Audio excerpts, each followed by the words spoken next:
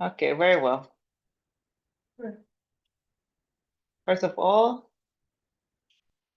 good afternoon or good morning according to the place that you are at. I am in Gran Canarias.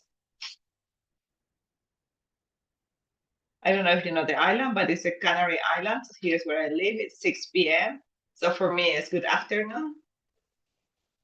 First of all, I would like to say thank you very much for the time you've taken to come. I hope it will be something that you can learn and something so you can make your church better, a more inclusive place. As you can see, the title is starting to be a Coda at church. So, well, I will introduce a little bit the topics that we're going to be seeing today. It will be these 10 points. First of all, you have them all in English, okay? So I will talk about me, what I do, and what it means to be a Coda. Most of you, of course, you know it. I'll talk a little bit about my experience as a Coda, and also what's the meaning of what being Coda has given me. What should we understand about a Coda children or child? What does the church need to be able to take care of these children? What should we do? What shouldn't we do? And finally, a spiritual reflection. And above all, if you have doubts or any questions, you could ask me at the beginning or in between. You can interrupt me, anything. Okay? So let's start. This is my family, the image you can see here. I was born in a deaf family. My father is the person in the middle, and my mother, 16 years ago, she passed away. So they both were, they're both my deaf, my mother was. So my two of my brothers and I, we are Coda. What is the meaning of that? That our parents are deaf. So also to say that I would grow up in between the silence and the sign language, and in a way of, with love and also with responsibility. Today, I can say that I have three very beautiful and wonderful nieces, and they aspire to be interpreters. They are learning sign language as well, and they are learning with the church, and this is the most beautiful thing. And the truth is that I have a very beautiful family, but also I have experienced very difficult times when I was a child. I mean, I have always lived with deaf people, always. It wasn't really until until I was 19 or 20 when I indeed discovered the deaf community. And you will ask why with only that late in life? Because no one told me that there was a deaf community, and no one told me that there was a grammar for the sign language that was different to Spanish. And so I just found out about this thanks to my husband, that in a day, that one day he, in a surprising way, he registered me to studies in sign language. I didn't know anything. He just registered me there, and when the lists that said who were approved to study this, my name was there, and then when he gave me the news, and this really helped me to open my eyes and to see beyond that, understanding that the deaf community is not just signing, it's also beyond that. There is a community, and we have our own culture. Even the children of deaf people have their own communities. So along the years, I have become a teacher, I have become a pedagogist, I am finishing a master's in orientation and education, etc.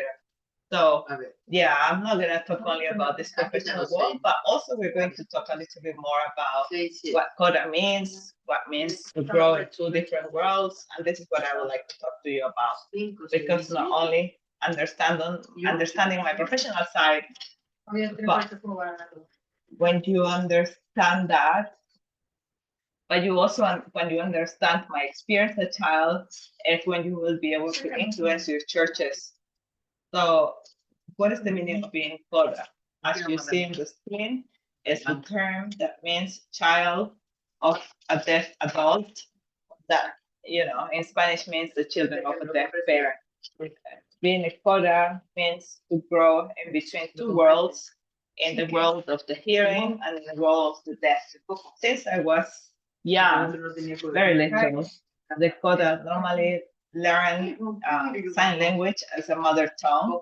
This is as for example, as children, today children who are born in within the family English or Spanish because their parents communicate with them in that language. With the deaf parents, it's the same. It's exactly the same. The language that the children learn is the first language is sign language.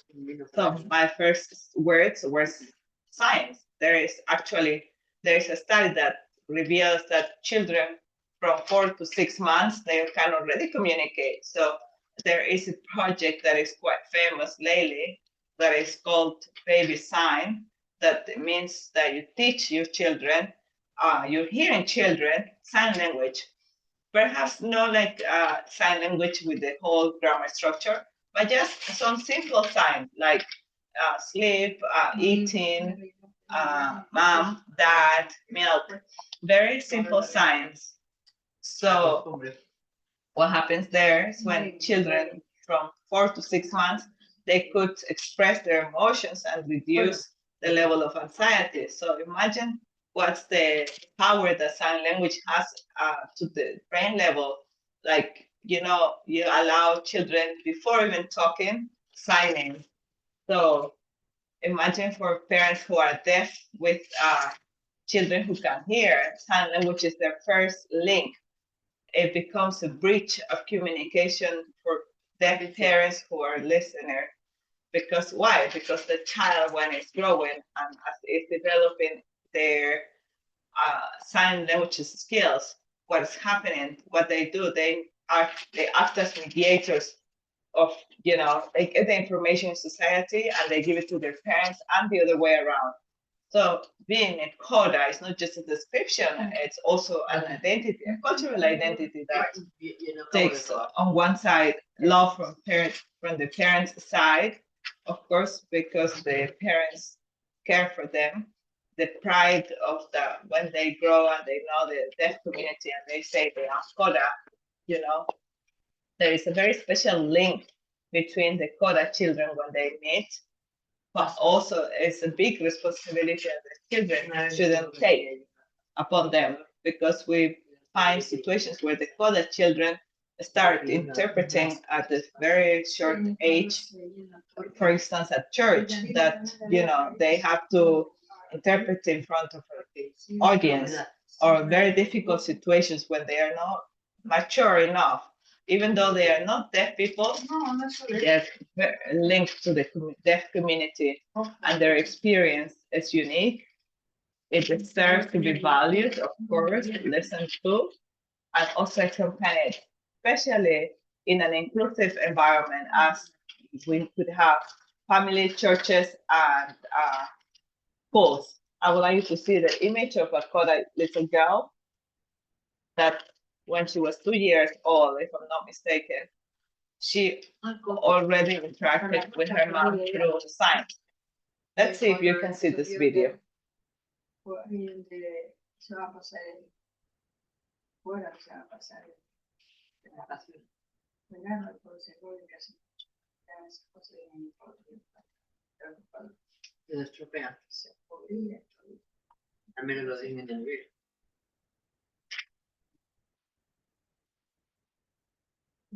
You see how the little girl, she's telling her mom information. They're talking about animals, about the hen, how to say hen, what's the sound that the hen makes, how do you say egg, and look at this. Okay. How do you say donkey? Donkey.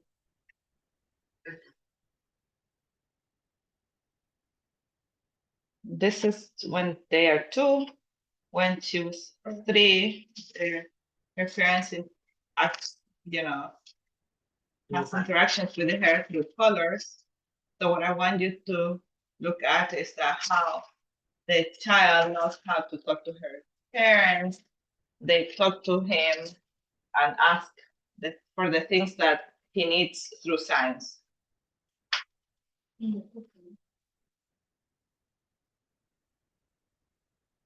And they're saying, what color is that? That is black. Where do we put it? There. Blue. Where do we put the blue? Now that she is 6 years old, the child is capable of introducing herself alone. And she isn't, I will tell you what she's saying. Hi.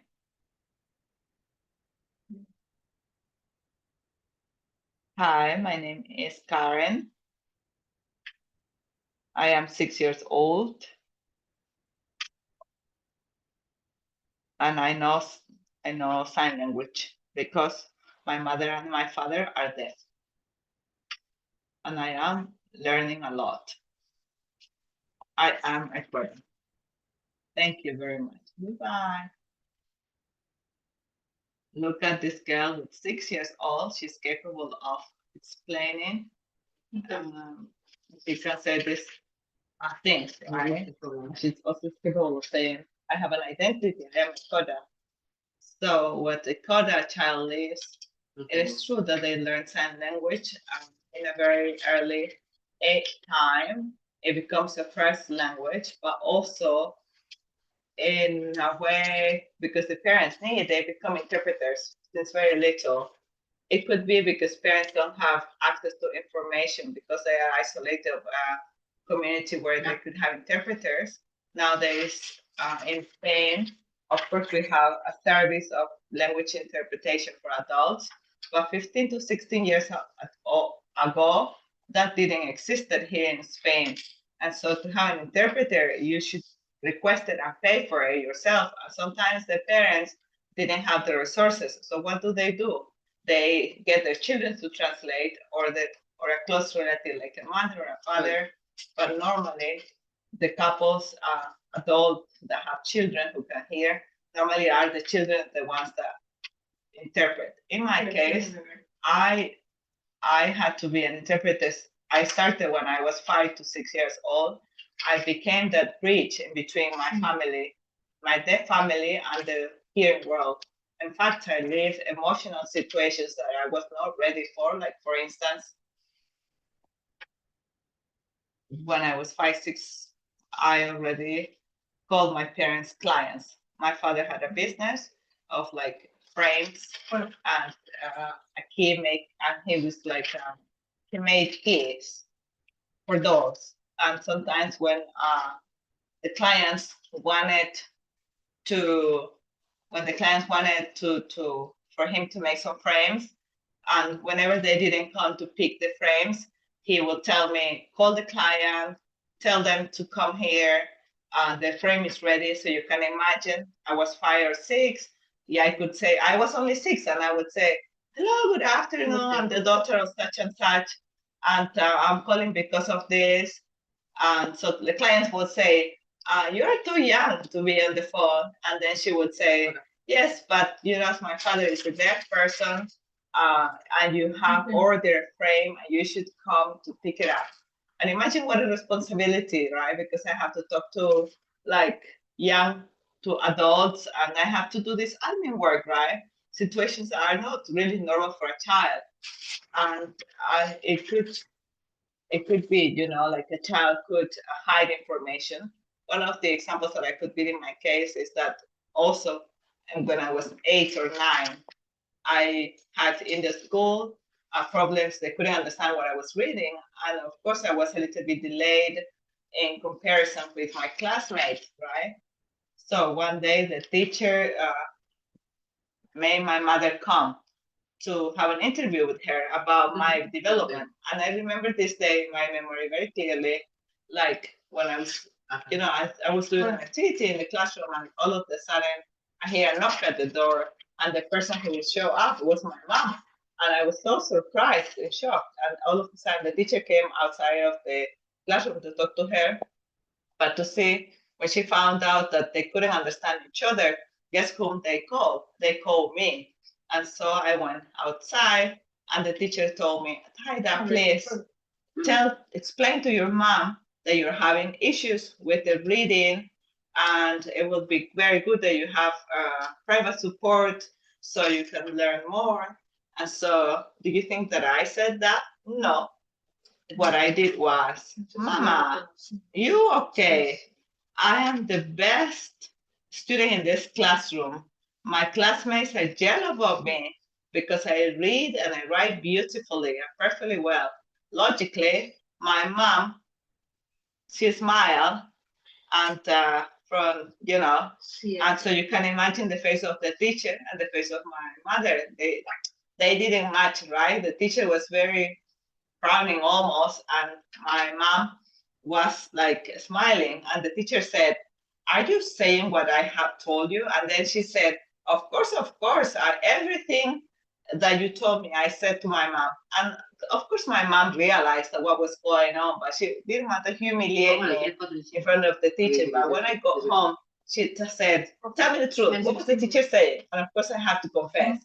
But of course, that fear of insecurity generated because the child was being used as a translator.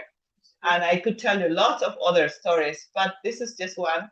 And another one, for instance, that happened to me when I was 13 years old. When it's a little bit more delicate, was a visit, for instance, to the gynecologist. My mother needed to go to the gynecologist, and of course, she didn't have an interpreter. And so my mom said, come to me because I need you to come to me because I have to go to my checkup, and I would like you to explain to the doctor some symptoms that I have. So I went. I was very naive, and imagine being inside there with the doctor, and all of a sudden the doctor tells my mom, okay, when do you have your monthly period? So because they have lost their report. And so she had to ask many things, and I was 13, and the doctor asked, when do you have your period? And so, when it was a time when I kind of understood that, and I said, Mom, when do you have your period? And so my mom said, 13 years old, I am making this up. But the following questions were like, when do you have sexual relationships?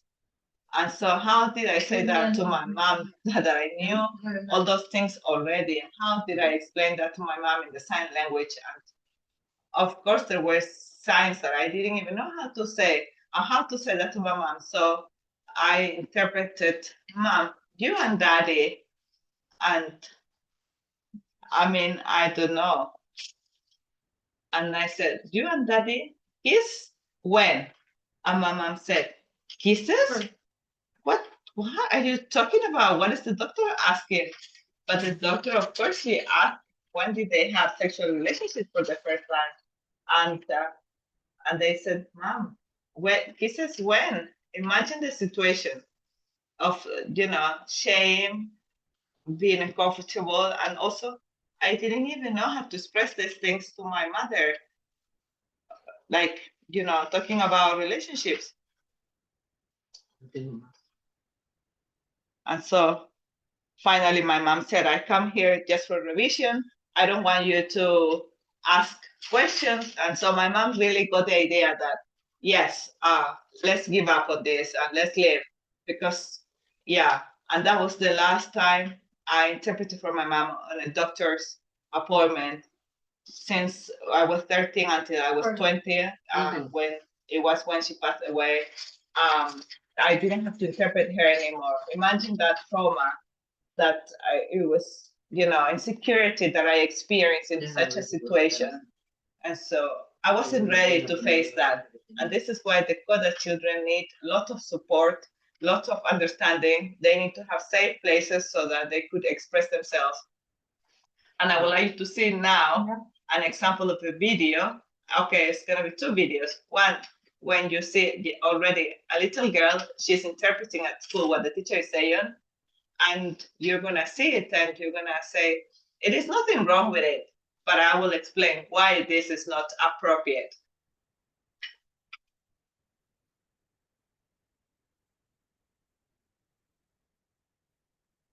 Have a look at the face of the little girl. She's tense. Tengo una invitación aquí.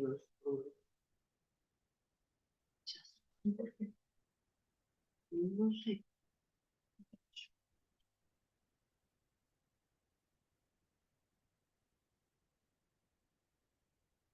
A ver.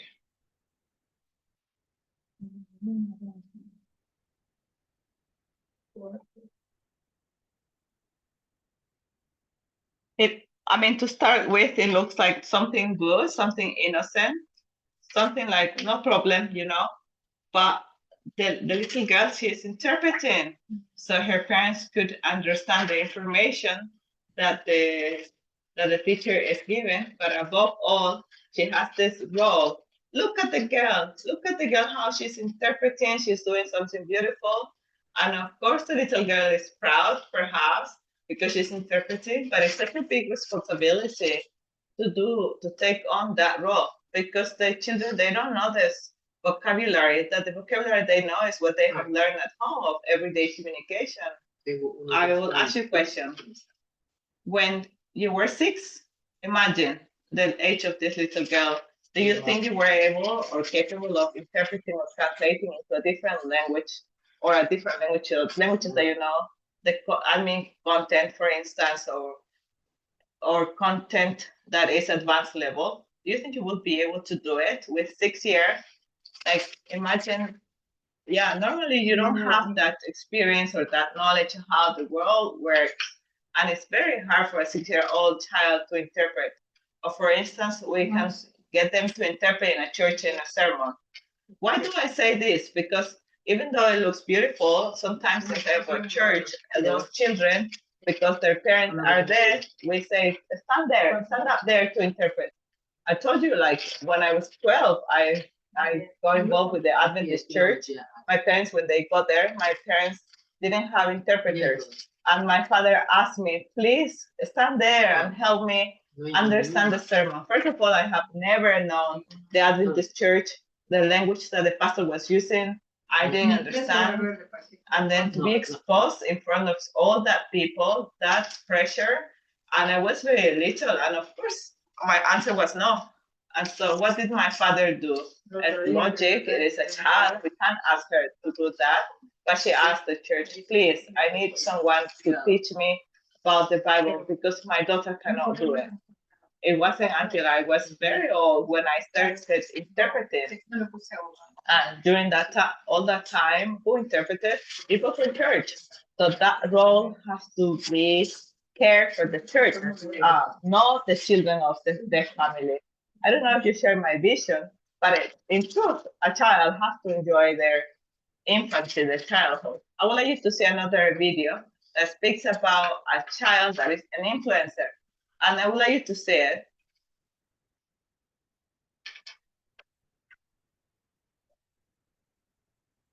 Mira, me queda el. Mira. The girl is saying, my grandparents were deaf, and my parents are deaf, and so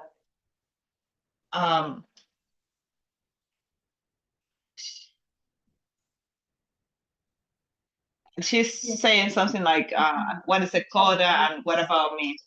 So in this image, we see a little girl who is using the sign language, and she's learning in her family environment.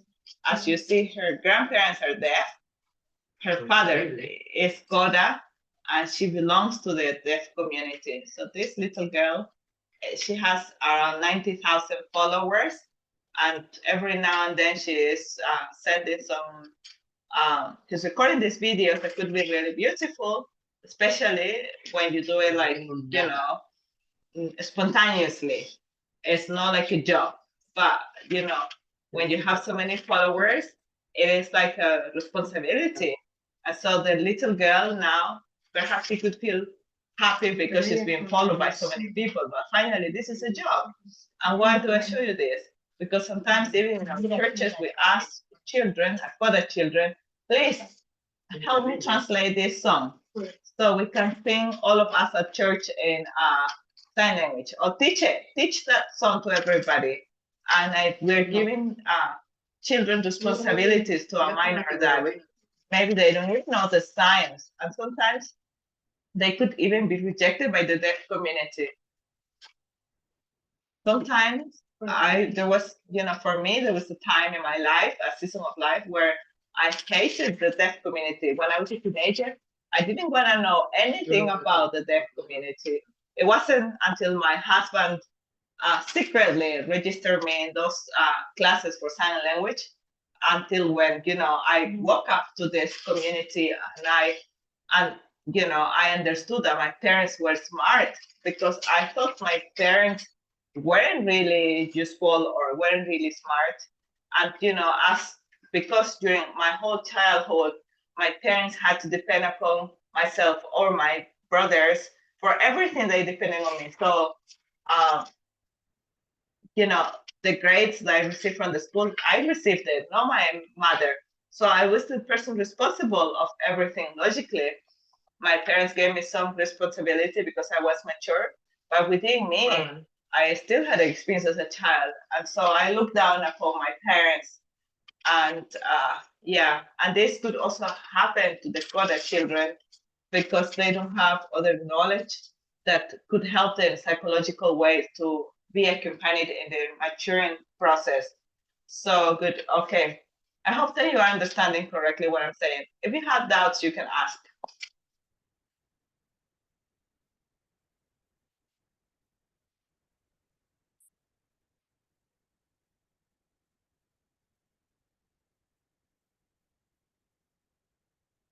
What does it mean to be Coda?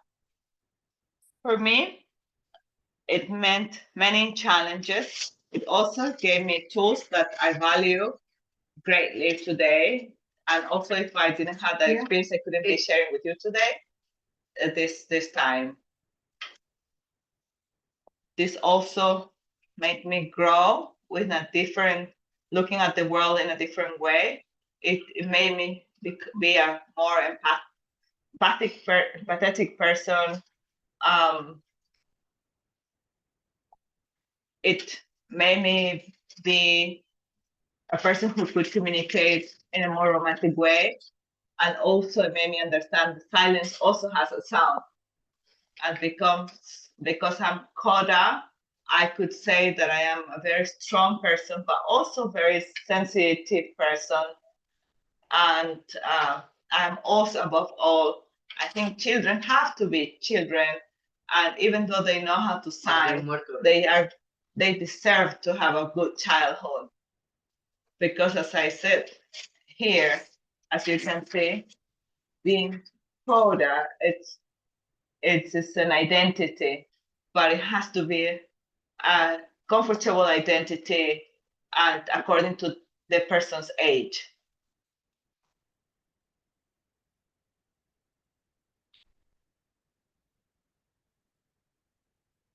What should we understand of the Coda children? I think I'm telling you this twice, but I want you to have it clear. The Coda children are children that can hear. They are not deaf. They are children of deaf parents, but they hear perfectly well. And they grow within this visual and textual culture. And from young age, they are in contact with these both worlds, the worlds of their parents, where everything is expressed with the body and with the sight, and in the exterior, in the other world, everything is expressed with words that their parents cannot hear, and that makes them being a bridge of communication between the family and the rest of society. And many times, even though it sounds beautiful, that responsibility is heavy. And it's heavy because the hearing world makes comments about their parents that sometimes hurt them.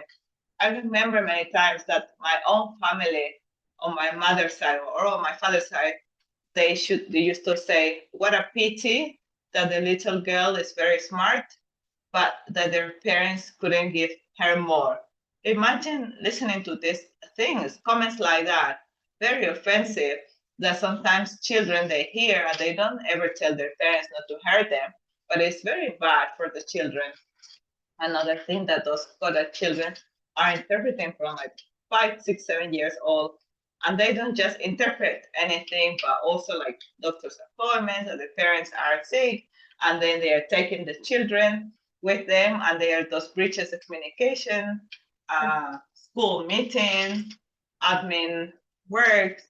Many times they don't even understand what they're saying, and sometimes they make emotional decisions to protect their parents, as I just said, even if that means to lie or to shut what they truly feel. Remember the story of I just told you, like I didn't want to tell my mom how bad I was doing at school, but actually my intention was that my mother wouldn't feel sad because of my actions. So sometimes we learn to hide our emotions, not to worry others, and that eventually could provoke fear, insecurities, shame. This is what happened to me when I was a teenager, that I felt shame on my parents, emotional tiredness also.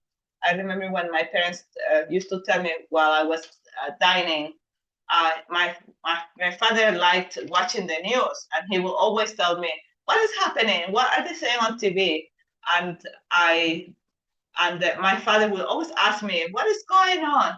And finally, I used to say, Father, what is happening is war. And so my father would tell me, how is it possible that you are telling me that? They are saying a lot of things, and my father will get upset. And obviously, I didn't have the skills to interpret everything that was going on.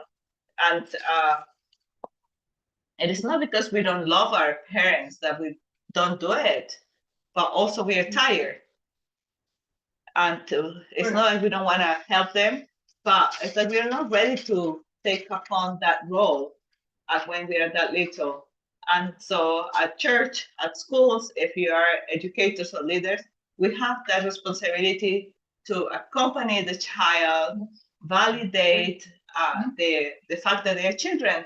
They are not saviors, they are not interpreters, they are not mini adults, they are children. So we don't have to ask them more of what they are able to give or should give.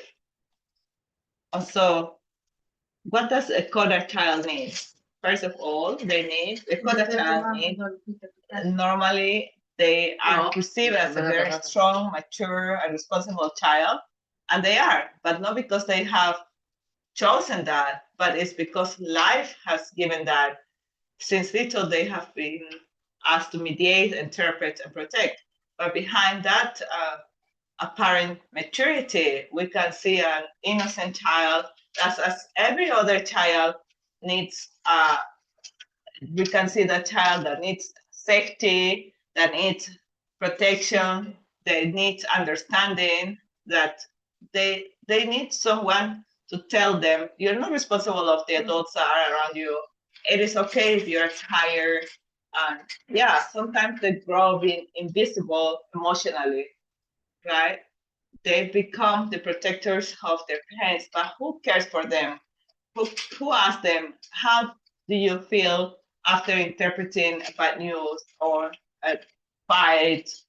Or they need that safe space where they don't need to translate, where they could feel simply a child who plays, that could make mistakes.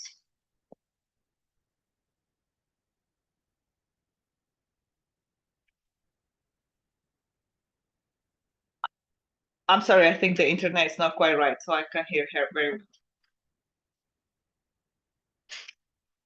well. Lastly, they also need also to see positive role models, grown-up Codas, that sometimes they have never met another Coda, and they only think that her parents are deaf, but they have never met another family like their own. For instance, like this happened to me. I have never met anybody else, a Coda child, until my parents started having a relationship with other deaf people. So that is when I found out that there are other families like mine. And what is interesting is that we share the same experiences. Perhaps the sign language is different everywhere in the world, But the Coda children, they share a common culture. They have the same experiences. They have the same feelings. It is something that I'm not very sure how to explain, but in a psychological way, it's an identity. They develop this identity that really identifies them. And this is why they need this Coda adults to help them and to explain them. So, I didn't learn this until I was 18 or 20 when I started studying about this. And so then is when I started learning about the psychologists of the deaf community. And so then is when I found out, oh, my parents are very smart because my parents are able to do this or that. So having this world of knowledge, it helps them. It helps them to have a better and more beautiful identity. So I would like to say this phrase that behind every child that translates, there is a childhood that deserves to be cared. So I would like you to have these phrases in our churches, in our Sabbath school classrooms, or in those places where there are for the children.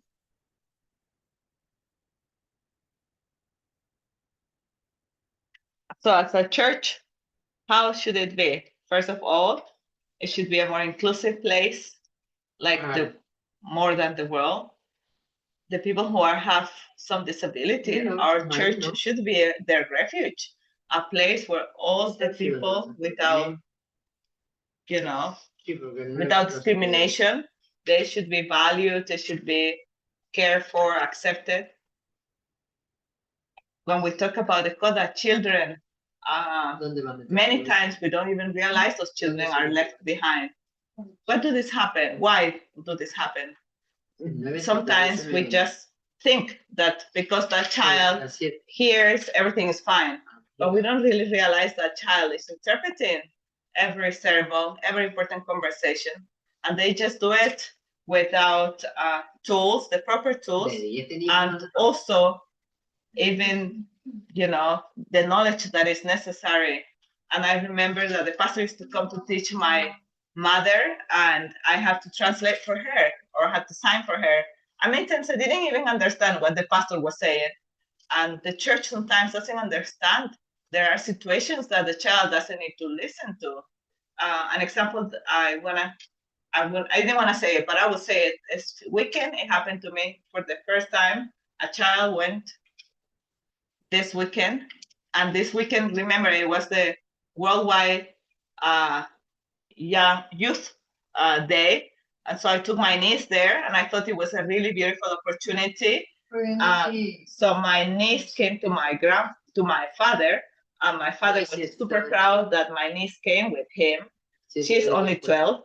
So what happened at church? Logically, the Sabbath school started. My father asked her to go to the Sabbath school for 12 years old.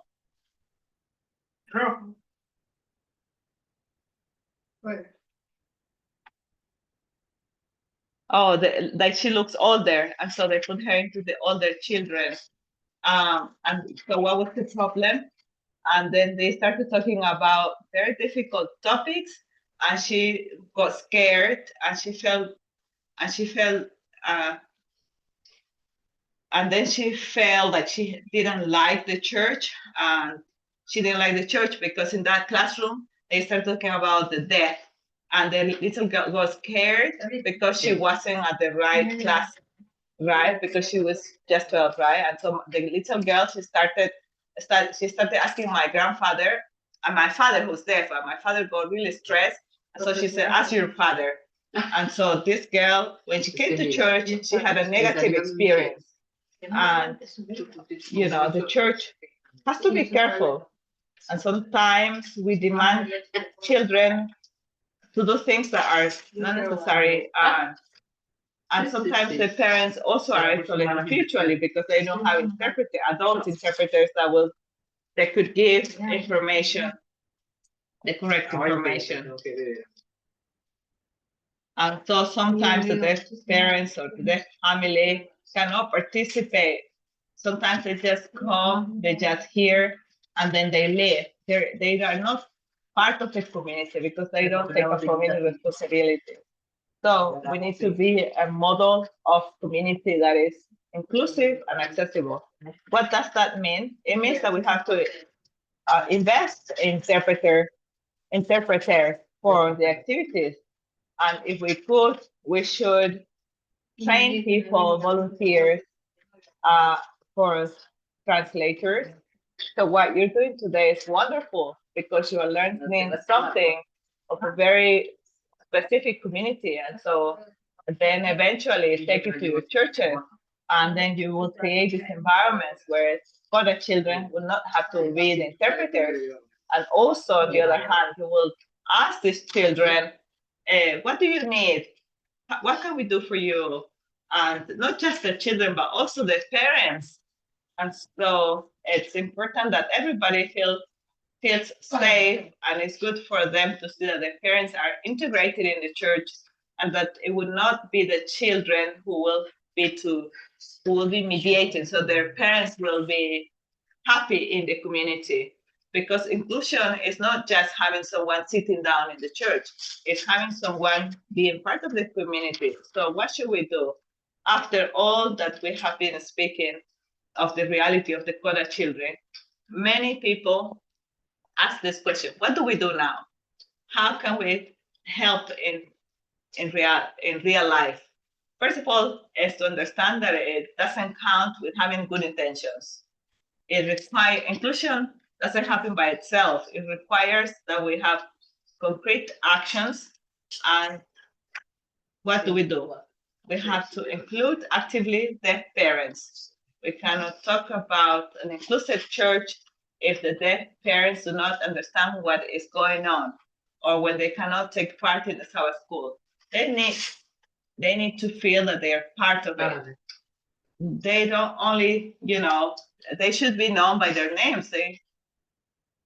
We should offer interpreters in every part of the church, that everything that is being said, they should be able to understand. Of course, they cannot say, oh, no, I choose not to hear.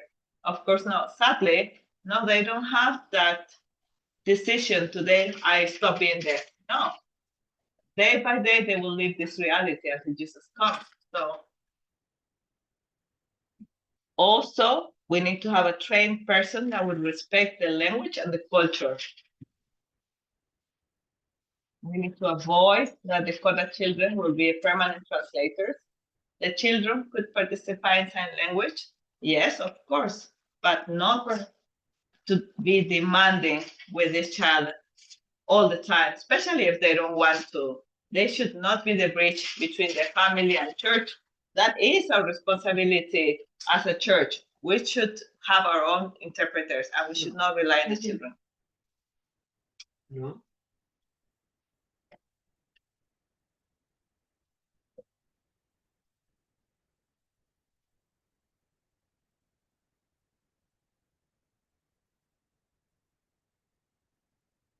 If we train sign language and about deaf culture to the church, we could build a more welcoming church.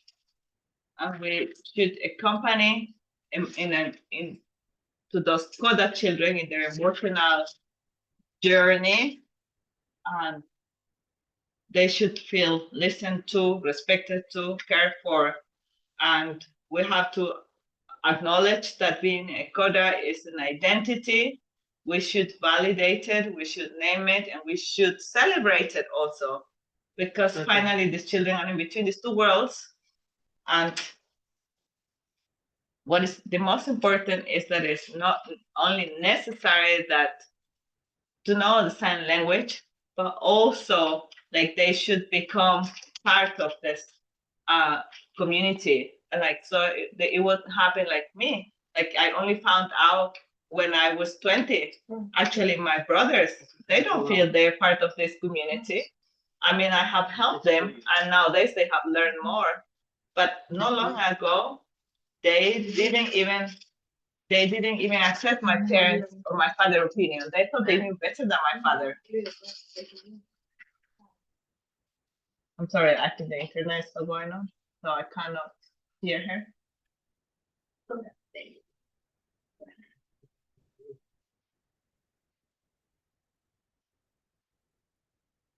So it is not enough to look on the other side or to say, okay, let's try. So we have to go to them and we should ask, how can I help you? What can I do so you could feel better? And what is the things that we shouldn't do? Here is everything that we should do, and now the things that we shouldn't do. So what we shouldn't do,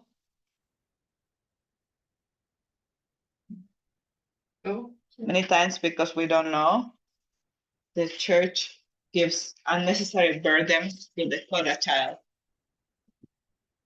Without wanting, we exclude their families. Sometimes we have activities within the church. We don't invite the parents. Everybody knows about the activity, but not the deaf parents.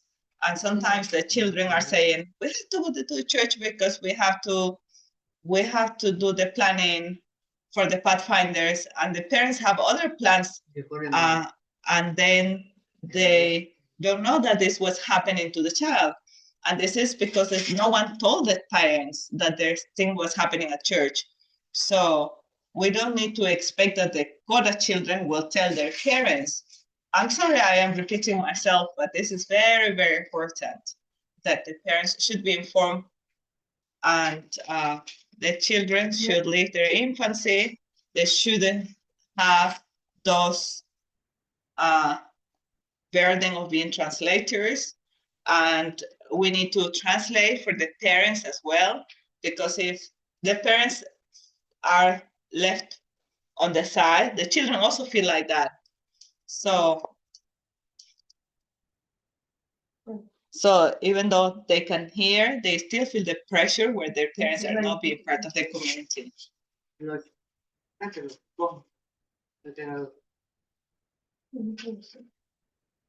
We shouldn't make children feel guilty because they don't want to interpret. Many times I hear, why don't you want to help your parents? Your parents need you. They need you to interpret. This is not good. They have the right to say, no, I don't want to, I can't do it, without looking at it as a disobedient child or lacking of faith. We should respect everybody's role, and everybody needs to be treated with respect and dignity. So we need to acknowledging all these mistakes is the first step to build a church that is more just, inclusive, and human. To end, I would like to show you. I will recommend you to watch these two movies. Those two movies are not Christian movies.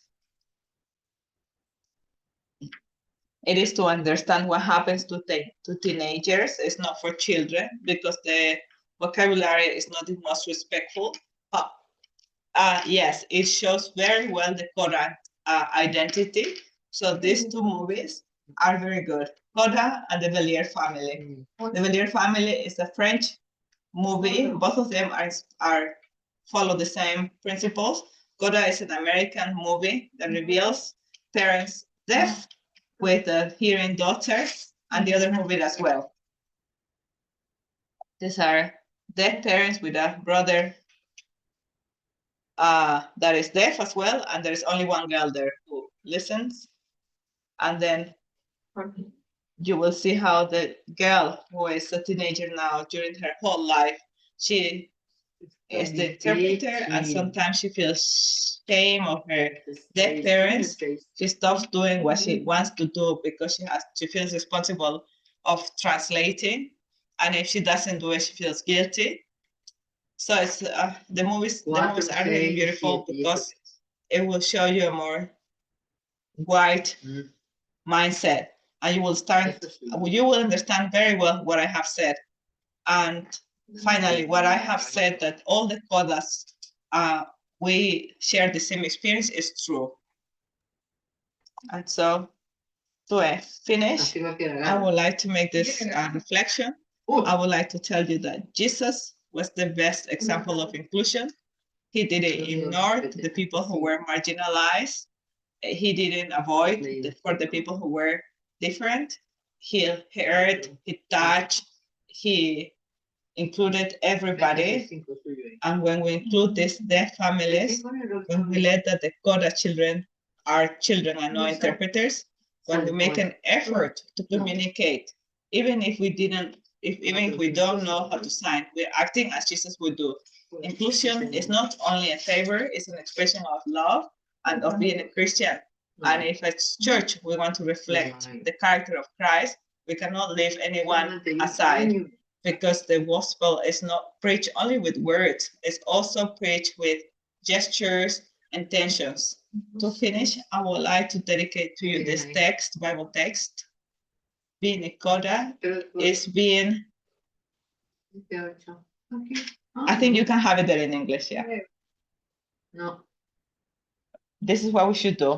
So I wish the best for you, and I hope that you have learned. Thank you. The internet now also again not working very well, so I can't hear what she's saying.